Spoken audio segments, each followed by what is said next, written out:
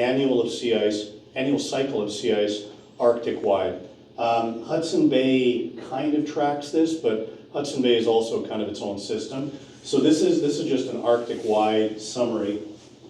And basically what happens is sea ice melts out over the summer, hits its minimum in September, and then starts to build again and maxes out, sort of December, January, and then it's at its maximum cover until probably June across the Arctic.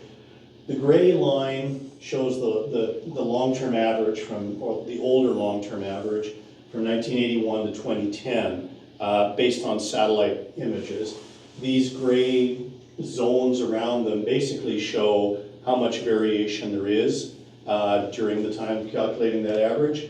And then you have this blue, or you have this dotted line. This is 2012. 2012 was semi-officially designated the oh shit year for Arctic sea ice, superseding the previous oh shit year from 2007. When I was a grad student in the early 90s, the late Malcolm Ramsey and Ian Sterling and others started talking about, might be an issue for polar bears going forward. Literally, when I started my career, we thought this was going to be a problem 100 years out. 100 years arrived 83 years ahead of schedule. And the surprises in the Arctic climate world are all much faster and much worse than anyone really ever expected. I remember at conferences in 2007, the guy who was really documenting the picture was kind of alarmed and really trying to avoid the media. And 2007 is not a year that anyone really, it's been superseded by a lot more dramatic stuff. 2024, you can see we were well below the average, but not as bad as 2012. I'm comfortable on stuff that's like several meters thick, so I was just following and stepping where they were stepping. They were extremely careful. Over there, the Beaufort Sea has been through one of these big step changes, and the sea ice regime now is just dramatically different, and that happened in 2012, that year of big change. So they have now become very good at traveling on extremely thin ice. I was told, yeah, this is fine. You can see our snow machines and sleds are all parked on this stuff. And they say, yeah, this is fine. Don't put a snow machine on that stuff, but you can't actually stand on it. This is a crack that's refrozen. And this stuff is only about 2 inches thick. So, standing on that is a little like, but that's what we did. Beneath the ice. And then pumping season, they come up on the ice where there's a pressure ridge that catches some snowdrift.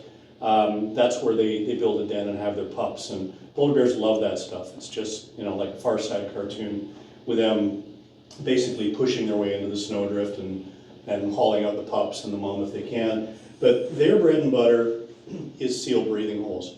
And that's one of these, an igloo. See that smooth circle right there? It's a tiny little raised circle with a hole in it. And that's basically the secret of polar bear's existence.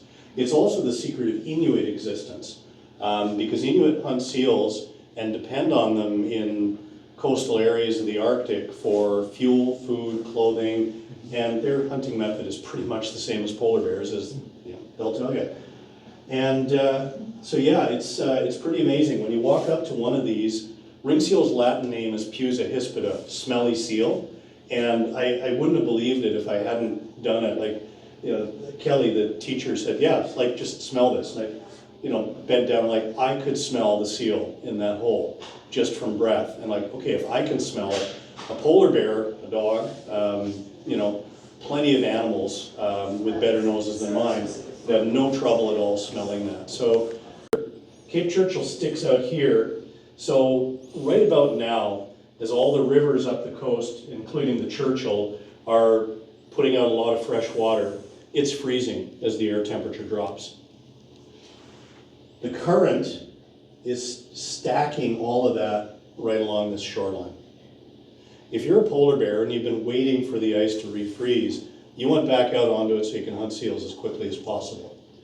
Where do you think your best bet for quickest ice access is? Right here. Best spot in the whole bay for it. So this is why Cape Churchill and this north-facing shoreline, which we'll be out on tomorrow, are what they are to polar bears on this side of the bay.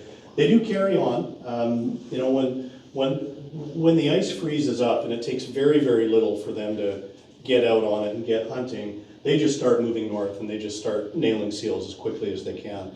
And as the more ice, you know, the farther out they go. In the spring, when Hudson Bay starts to break up, this current is still operating.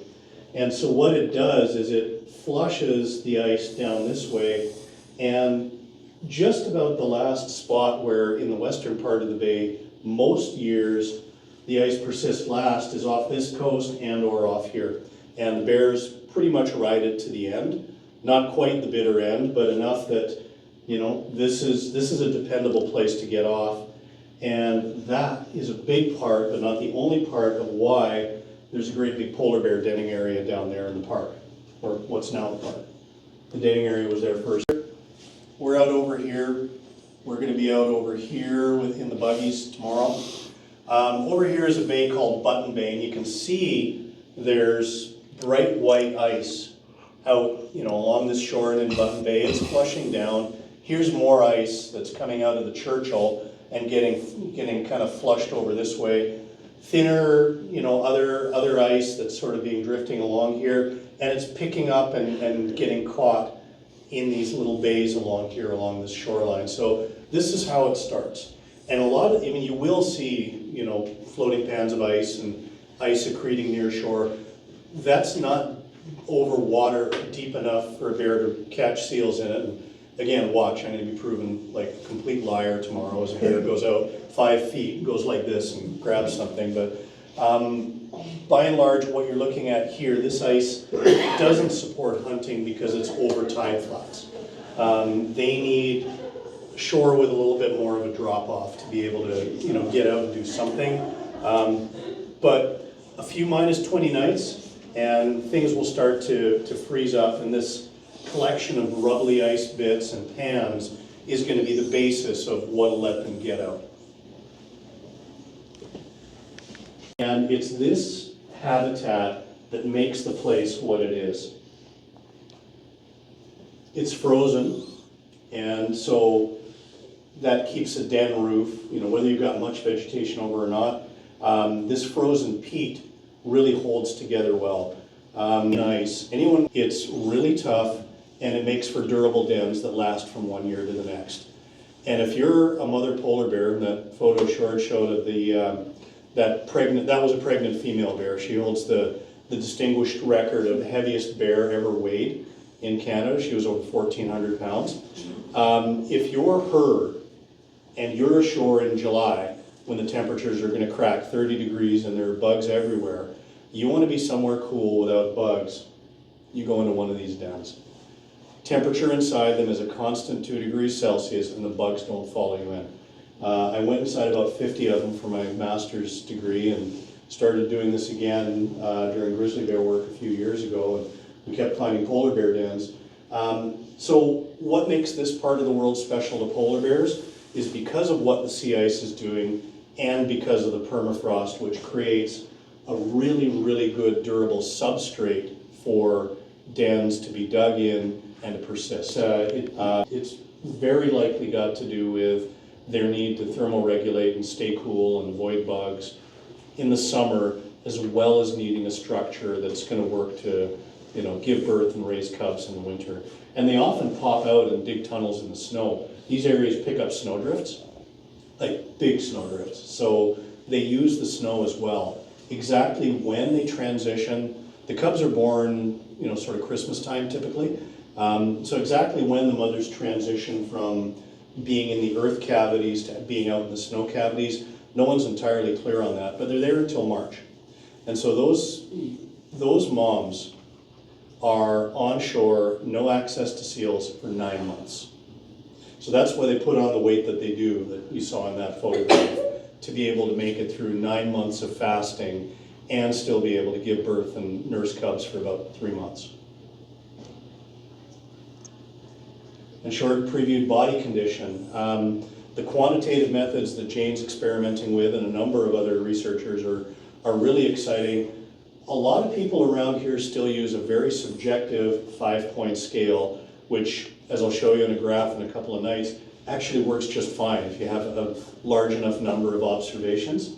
So this is actually not just, you know, subjective and not just for casual use. There have been a lot of scientific papers that have used this 5-point scale, including one that we've published and another one that we're working on.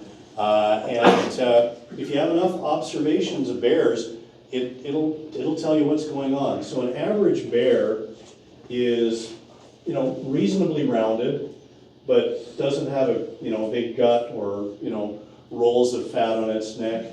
Average would be a 3. Getting a little heavier, you start to see some rolls, and, you know, you definitely can't see hip bones, or, you know, like that great big pregnant female, a 5. Going the other way from the average, when you start to see hip bones and shoulder blades, you know, you might be looking at a 2.